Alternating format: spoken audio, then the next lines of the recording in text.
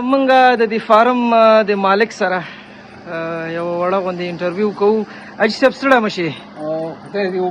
حاجي صاحب کولی شي د دې غواګانو په اړه باندې رضایت ووایي چې تاسو څومره رضایت د دې فرانسوي غواګانو نه خوشحاله یې که خفه؟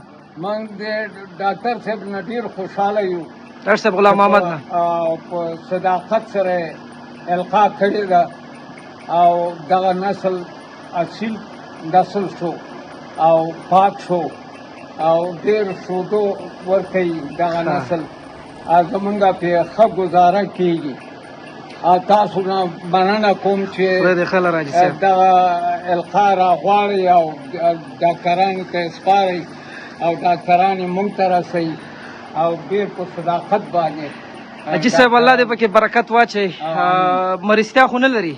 نه مرستیا نه لري. مخکې مورقه او ملاریا دا شیان وو او کوم پاک شو تداوي وکړه. ښه ډېر ښه تداوي مو وکړه.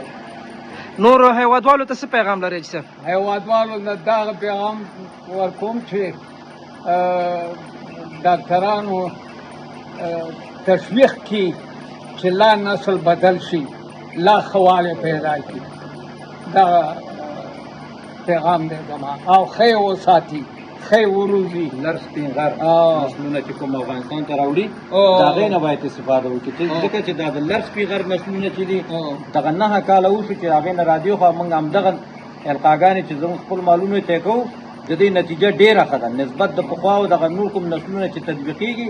او د دوی نماینده چې دی په خیوه کې ډاکټر صاحب غلام محمد دی ماشاءالله ډېر تېز راځي او الله دې وکړي چې نور ستاسې دغه لر سپین غر نمایندګي چې ده په آینده کې یعنې کوشش وکړي چې دې نه هم بهترین نسلونه موږ ته راوړي د خارج نه، موږ هم خپل د زحمت زموږ بې ځایه نه شي او نور موږ کې حاصلات زموږ زیات شي. حاجي صاحب خدای پاک دې ډېر عمر درکړي او الله دې پکې برکت واچوي. الله دې برکت واچوي پکې. آمین.